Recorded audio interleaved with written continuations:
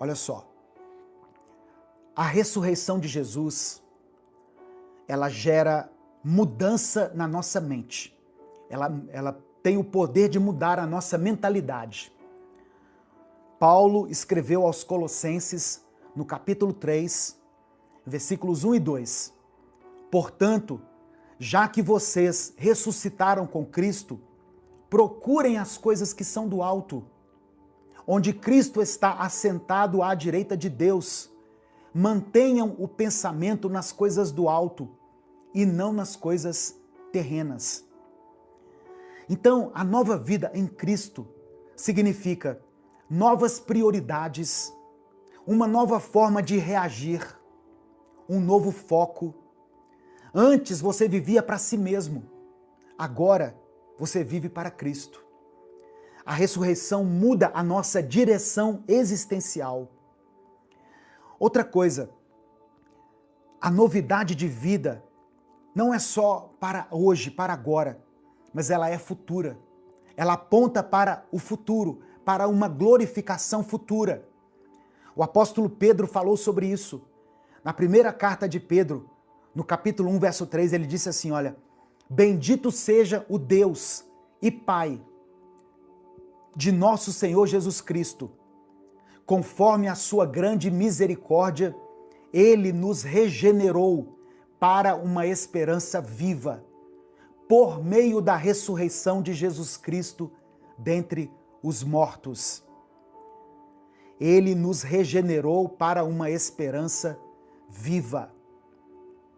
A morte não é mais o ponto final na sua vida, meu irmão, minha irmã. Tem pessoas que estão me ouvindo aí que têm medo da morte. Tem gente que tem medo da morte.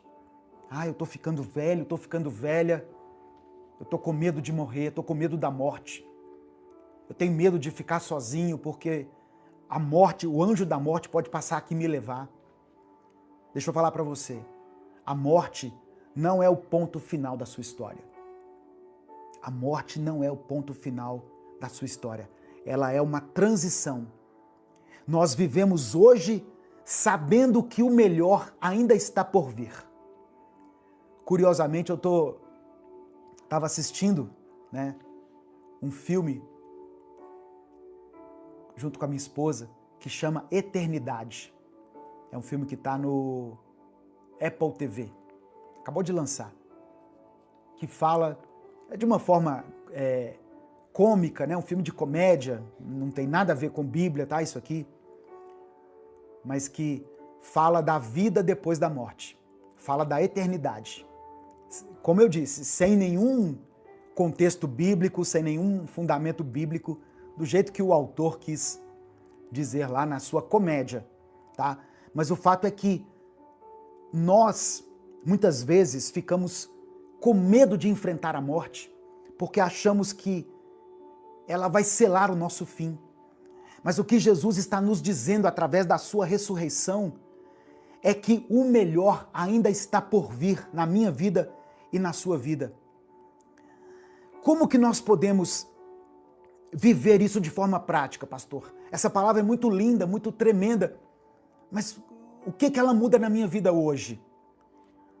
Olha só, eu estou falando de viver em novidade de vida. Isso significa perdoar as pessoas. Isso é novidade de vida. Isso é um sinal de que você teve uma vida transformada. Perdoar as pessoas, porque antes nós guardávamos rancor, nós ficávamos magoados, ressentidos, mas agora Cristo vive em nós e nós podemos perdoar. Nós temos a capacidade de perdoar, porque nós fomos perdoados. Viver em novidade de vida também significa permanecer fiel, quando antes nós cedíamos ao pecado. Antes de Jesus, na nossa vida, qualquer tentação nos derrubava. Qualquer coisinha que Satanás nos oferecia, a gente já caía abraçado com ele. Mas agora, nós permanecemos fiéis. O poder de Deus nos capacita para isso. Agora também, nós podemos confiar. A ressurreição deve transmitir para nós uma confiança, irmãos. Eu e você não precisamos entrar em desespero diante das circunstâncias. E aí, muita gente entra em desespero. Ai, meu Deus, será que Jesus está voltando? Tem muita coisa para acontecer, não é? Mas, olha, se ele estiver voltando agora, ou daqui a 1000 anos, eu permaneço tranquilo, em paz. Porque eu tenho confiança em Deus. E eu quero que você receba essa confiança diante da morte, diante dos problemas, diante das notícias calamitosas do mundo. Tenha confiança. Não entre em desespero. Tenha esperança. E viver em novidade de vida significa que nós podemos e devemos servir. Porque antes nós vivíamos centrados em nós mesmos, reféns do nosso egoísmo, mas agora Cristo vive em nós e nós podemos servir as pessoas com alegria. Então, eu não estou falando aqui de uma perfeição instantânea, mas de uma transformação progressiva. E a minha oração é para que essa mensagem contribua com essa transformação que você está vivendo aí, dia após dia, depois que você aceitou a Jesus. Uma vida que demonstra que alguma coisa aconteceu lá naquele túmulo, há 2000 anos, há mais de 2000 anos, e que algo aconteceu aqui dentro de nós. Tem uma dor que não faz barulho, mas que destrói por dentro. É o casal que divide a mesma cama, o mesmo teto, mas não divide mais o coração. É aquele boa noite automático. A conversa que se resume a pagou a conta, buscou as crianças. Não tem mais como você está, de verdade, sabe? Ana e Marcelo começaram apaixonados. Eles conversavam por horas, riam juntos, sonhavam juntos, só que os anos passaram. Vieram os filhos, as contas, as pressões. Marcelo se fechou. Ana começou a reclamar. E assim eles foram vivendo sem brigar muito, mas sem se conectar. Até que um dia o filho mais novo perguntou assim: "Vocês são amigos?"